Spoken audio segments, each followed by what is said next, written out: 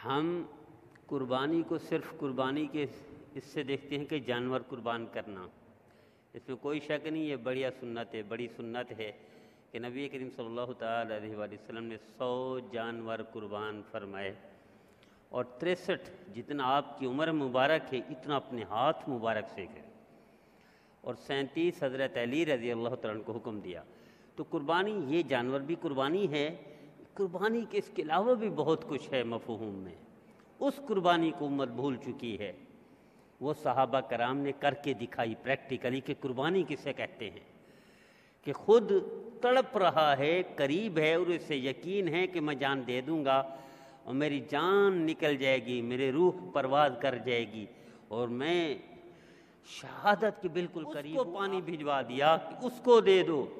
اب دیکھیے اللہ کے حبیب صلی اللہ علیہ وسلم نے کیا کمال کیا ہے، نبی کریم صلی اللہ علیہ وسلم کی یہ صفاتیں کوئی اور نہیں کر سکا، کوئی اور نبی بھی نہیں کر سکا ایسا تب کر۔ نبی سارے نبی ہیں، نبی سارے محترم ہیں، کوئی موازنہ نہیں کیا جا سکتا، لیکن ہمارے نبی سردار نبی ہیں، ہمارے نبی کمال، یہاں تک کہ ناخن الگ ہے، اس پر یہ جو نشان ہے یہ الگ ہے، تو ہر چیز الگ ہے، ہر بندہ الگ ہے، لیکن میرے نبی کا کمال دیکھیے، میرے نبی کی کمال درجے کی صفاتیں دیکھیے، تربیت کا کمال دیکھیے، کہ وہ جیسے ہیں، جس خاندان سے ہیں، وہ عربی ہیں یا غیر عربی ہیں، وہ مہاجر ہیں یا انصار ہیں، وہ بڑے ہیں یا چھوٹے ہیں، وہ کالے ہیں یا گورے ہیں، وہ غریب ہیں یا امیر ہیں، وہ سارے لینڈ میں اسی ہیں جو میرے نبی چاہتا تھا۔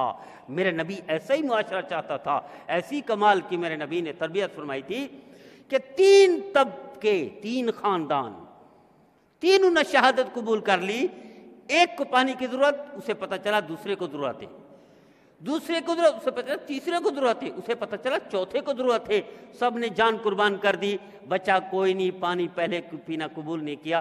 اس سے بڑی مثال کیا ہوگی میرے عزیزو، یہ ہے اصل قربانی۔ میرے نبی تشریف لے گئے تو اس وقت یہ فرض تھا صحابہ کرام پر کہ میرے نبی کی تابعداری میں، فرما برداری میں مکہ مکرمہ کو چھوڑ دیں۔ مکہ مکرمہ میں رہتے صحابہ کرام، ایک نماز 1 لاکھ کی تھی، 1 ریال 1 لاکھ کا تھا، ایک نفل 1 لاکھ کی تھی، ایک دفعہ درود شریف 1 لاکھ کا تھا، ایک دفعہ سبحان اللہ 1 لاکھ کا تھا، 1 منٹ کا اجر 1 لاکھ منٹ کا تھا۔ وہ صحابہ کرام کو پتہ تھا، میں اور آپ تڑپتے ہیں۔ رات ایک ساتھی نے فون کیا، وہاں حج پہ گیا ہوا ہے، کہ میں عزیزیہ میں ہوں۔ عزیزیہ جو ساتھی گئے ہیں کتنا دور ہے وہ جانتے ہیں، کتنا مشکل عزیزیہ سے پہنچنا حرم میں، چونکہ حاجی ہیں، گنجائش نہیں ہے۔ حرم کے ہوٹل تو چند ہیں، حرم کے ہوٹل جو حرم کی حدود کے اندر ہیں وہ چند ہیں، ٹوٹل 6 ہوٹل ہیں وہ۔ پھر حرم کی حدود سے باہر یعنی حرم کا صحن، اس کے باہر لائن لگی ہوئی ہے۔ میرے نبی کے گھر کی طرف وہاں تھوڑے دور ہیں، اور میرے نبی کے گھر کے متضاد وہاں لائن لگی ہوئی ہے پوری، شارع خلیل اللہ ہے، شارع ہجرہ ہے، یہ سارے ہوٹلوں کی لائن ہے، لیکن کہیں جگہ نہیں ہوتی حج کے موقع پر، تو دور دور حاجیوں کو جانا پڑتا ہے۔ اس میں عزیزیہ سب سے زیادہ دور مقام ہے حاجیوں کے لیے۔ تو ایک ساتھی پوچھنے لگا، اتنا بڑا اجر 1 لاکھ کا ہم عزیزیہ سے کیسے حل کریں، کہ ہم اس کے بھاگے دوڑے، گاڑی نہیں ملتی نا، اب گاڑی ایک ہے، ہوٹل پہ 600 بندہ رکا ہوا ہے، بہت زیادہ بھیڑ بھی کریں گے تو 50 بندے آ جائیں گے۔ اب وہ کہتے ہیں میں دوڑ لگاؤں تو مجھے گھنٹہ لگ جائے گا، تو کیا مجھے اجر مل جائے گا؟ حالانکہ وہاں حکم یہ ہے، میرے نبی کی خصوصیت کی وجہ سے، میرے نبی کی بڑے پن کی وجہ سے، اللہ نے پورے حرم کی حدود میں سب کو 1 لاکھ کا اجر دے دیا۔ یعنی ایسا نہیں ہے جو بیت اللہ میں نماز پڑھے گا اس کو 1 لاکھ کا ملے گا، جو بیت اللہ کے باہر شارع خلیل اللہ پر مسجد نماز پڑھ لے 1 لاکھ کا نہیں ملے گا، ملے گا۔ شارع ہجرہ پر پڑھ لے 1 لاکھ کا نہیں ملے گا، ملے گا۔ میرے نبی کے گھر کی طرف روڈ کافی دور ہے، وہاں ہوٹل ہے، نہیں ملے گا، ملے گا۔ عزیزیہ میں، عزیزیہ حرم کی حدود کے اندر ہے، نہیں ملے گا، ملے گا۔ حرم کی حدود میں مسجد عائشہ اس کے اندر، مسجد جرانہ اس کے اندر، مسجد ذوالحلیفہ اس کے اندر، یلملم اس کے اندر، جتنی حدود ہے جہاں کوئی نماز پڑھے گا 1 لاکھ کا ملے گا۔ تو وہ تڑپ رہا ہے ہمارا پاکستانی کہ میں، حالانکہ اس کو اجر ملے گا، پتہ کوئی نہیں تھا. تو میرے عزیزو، جب آج 1400 سال بعد ایک پاکستان کراچی سے جاتا ہوا مچلتا ہے کہ میں عزیزیہ میں کیوں پڑھوں، بحر حرم میں کیوں نہ جاؤں، تو صحابہ کرام کیسے مچلے ہوں گے؟ لیکن میرے نبی کا فرمان، صحابہ چھوڑ دو مکہ مکرمہ کو، پلٹ کر دیکھا بھی نہیں ہے، چھوڑ دیا اس اجر کو. یہ ہے قربانی. ہم وہ قربانی نہیں کر سکتے، ہم بھول گئے سب کچھ ہے قربانی کو. ہمیں قربانی صرف گردن پر چھری پھیرنا جانور کے یاد رہا، وہ یہ جو قربانی تھی یہ یاد نہیں رہا. صحابہ کرام رضوان اللہ تعالی مجمعین، مہاجرین وہاں گئے تو آپ کو پتہ یہ خالی ہاتھ تھے، غیرت مند تھے. میرے نبی کی جماعت ایسی غیرت مند کائنات میں، میرے نبی نے فرمایا میں غیرت مند ہوں، میرا اللہ سب سے بڑا غیرت مند ہے، اور اس کے بعد غیرت مند جماعت ہے یہ صحابہ کرام کی. صحابہ کرام کے غیرت مند تھے. لیکن سنیے، صحابہ کرام نے آگے جہاں جا رہے ہیں، میرے نبی کے چہرہ ان کو دیکھنا، وہ ان کی تربیت اللہ نے کر دی. لیجئے یہ مکان ہے، یہ مکان آپ اپنے نام کر لیں. لیجئے میری 2 بیویاں ہیں، ایک بیوی کو طلاق دیتا ہوں، ایک بیوی اپنے بھائی کو دیتا ہوں. لیجئے میرے 2 پلاٹ ہیں، ایک پلاٹ اپنے بھائی کو دیتا ہوں. لیجئے 2 دکانیں ہیں، ایک دکان اپنے بھائی. کائنات میں ایسی مثال مل سکتی ہے؟ یہ قربانی میرے نبی کی کردار کی وجہ سے ہے، میرے نبی کی تربیت کی وجہ سے ہے. اس قربانی کو امت بھول گئی ہے. آج لڑتے ہیں. جتنے مقدمے ہیں، آپ کسی عدالت میں چلے جائیں، 2 مقدمے ٹاپ پر ہیں. یا میاں بیوی طلاق ہو گئی، بچے کیسے کریں؟ طلاق ہو گئی، بچے کیسے کریں؟ یعنی طلاق تو کر لی، اس میں کمپرومائز بھی نہیں کر سکتے. وہ عدالتوں میں جا کر بچوں کا مسئلہ حل کرواتے ہیں. بچے کہاں ہوں، کیسے ملے، کیسے نہ ملے، کتنا عرصہ ادھر رہیں، کتنا عرصہ ادھر رہیں، کون کتنا خرچہ دے گا، اس کا مسئلہ بھی مسلمان حل نہیں کر سکتا. اور اس کے بعد جو بڑے مسائل ہیں وہ یہ لین دین کے، پلاٹ، گھر، جائیداد، یہ بیوی ہے، یہ بیٹا ہے، یہ بیٹی ہے، یہ بہن ہے، یہ بھائی ہے، اس کے جھگڑے ہیں سارے.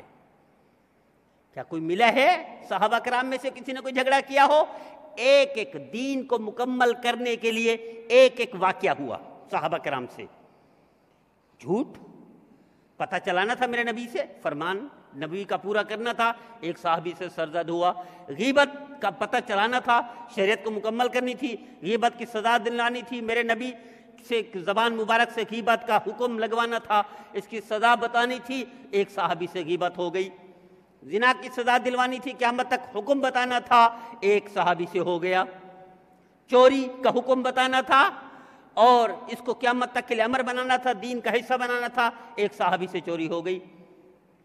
ایک واقعہ ہوا صحابہ کرام سے، وہ صحابہ نے نہیں کیا، اللہ نے استعمال فرمایا دین کو مکمل کرنے کے لیے. ورنہ میرے نبی کا چہرہ جس چہرے کے سامنے آ جاتا تھا وہ اندر باہر سے صاف پاک ہو جاتا تھا. تو وہ قربانی جو آج ہم کرتے ہیں یہ بھی سر آنکھوں پر بڑی بات ہے، یہ بھی بڑی بات ہے. اس میں بعض ساتھی وہ مہم چلاتے ہیں جی قربانی نہ کرے. کل ایک ساتھی نے پوچھا کہ میرا بھائی مقروض ہے، میں قربانی والے پیسے قربانی نہ کروں، اپنے بھائی کو دے دوں. یہ جہالت ہے، یہ شیطانی خیالات ہیں، لا علمی ہے، دین سے دوری کا نتیجہ ہے. یہ نافہمی ہے، کم فہمی ہے، یہ بھولا پن ہے. بھولا بھلا آدمی دین کو جو نہیں جانتا وہ کہے گا کہ میں قربانی نہ کروں، میرا بھائی مقروض ہے اس کو دے دوں. کہ تو اللہ کے حکم کو توڑ کر بھائی کے ساتھ تعاون کرتا ہے، ایسے کیوں نہیں کرتا؟ یہ جو قریبی عزیز ہوتے ہیں نا، مجھے بڑا دکھ لگتا ہے. میرا بھائی غریب ہے، میں اس کو زکوٰۃ دے دوں، زکوٰۃ لگ سکتی ہے بھائی پر. وہ زکوٰۃ دے گا تو اپنے باپ کے بیٹے کو، اپنے ماں کے پیدا کیے ہو کے زکوٰۃ دے گا؟ تو صحیح پیسہ کیوں نہیں دیتا ماں کی خدمت کے، ماں کے عظمت کی وجہ سے، باپ کے مقام کی وجہ سے اپنے بھائی کو؟ تیرے باپ کا بیٹا تو زکوٰۃ دے گا. افسوس اس طرف مسلمان سوچتا ہی کوئی نہیں. یہ قربانی صحابہ نے کی ہے. لیجئے 2 بیویاں ہیں، ایک کو طلاق دیتا ہوں، لے لیجئے. اور آج مسلمان پوچھتے ہیں زکوٰۃ دے دوں؟ لیجئے، یہ میرے پاس جائیداد ہے، آدھی آپ لے لیجئے، مکان ہے آدھا آپ لے لیجئے. وہ یہاں مسائل پوچھتے ہیں زکوٰۃ دے دوں؟ بھائی کو بہن میری مقروض ہے. مجھے ایک بندہ موت تک نہیں بھولے گا، میں اس کی مثال دیا کرتا ہوں. اپنی بہن کے لیے تھوڑا سا راشن لے کر جا رہا ہے، تھوڑا سا راشن، تھوڑا سا آٹا، تھوڑی سی چینی بھی نہیں تھا بلکہ گڑ تھا، گڑ اور اس طرح کے آئٹم تھوڑے تھوڑے لے کر ایک اس نے اس میں ڈال دیے، بوری ٹائپ کیا. السلام علیکم، بہن میری وہ ہے نا غریب ہے، اس کے لیے میں یہ جس آدمی کو سامنا ہوا اس کا السلام علیکم دوسرا جملہ یہی تھا، میں بہن کو یہ راشن دینے جا رہا ہوں. مجھے موت تک نہیں بھولے گا وہ بندہ، اس کا انداز آج بھی میرا خون کھولتا ہے، اس کو یاد آتا ہے مجھے. اپنی بہن کو دینے جا رہا ہے اور 1000 لوگوں کو بتا کے جا رہا ہے تو بہن کو دینے جا رہا ہوں. تو تیری ماں نے پیدا تجھے کیسے کر دیا؟ اپنی بہن کو تو دنیا کو بتا رہا ہے. تو میرے عزیزو صحابہ کرام کو دیکھیے، میرے نبی کے سامنے میری 2 بیویاں طلاق، میرے 2 گھر، ایک گھر چھوڑ دیا، میری پلاٹ ایک گھر چھوڑ دیا. یہ قربانی صحابہ نے کر کے دکھائی، آج بہن بھائی نہیں کر سکتے. تو قربانی ایک تو یہ قربانی ہم ذبح کرتے ہیں سر آنکھوں پر، بڑھیا بات ہے. اس میں بھی ہمارے بھولے بھائی کھینچ کے بچوں کو حوالے کر دیتے، لاؤ گھماؤ. میرا عزیزو اس دل پر کیا گزرے گی جو اس مہنگائی میں قربانی نہیں کر سکتا اور آپ کے جانور کو دیکھے گا یہ 1.5 لاکھ کا جانور گھما رہا ہے، اس کے دل سے دیکھو. فقہا نے کہا ہے یہ جو ہوٹل ہے نا، ہوٹل اس میں جو باہر بیٹھ کر کھانا کھائے، جو باہر کرسیاں لگی ہوتی ہیں نا، کھانا کھائے، شریعت کہتی ہے اگر شرعی عدالت ہو، یہ عدالت میں اس کے اہل نہیں ہے کہ اس کی شہادت قبول جائے، یہ مردود و شہادہ ہے، مردود و شہادہ قرار دیتی ہے مسلمان کو. باہر بیٹھ کر چائے پی، کیوں؟ حرام تو نہیں تھی چائے، باہر بیٹھ کر کھانا کھائے کرسی پر، مردود و شہادہ، یہ گواہی دینے کے قابل نہیں ہے. کیوں؟ کیونکہ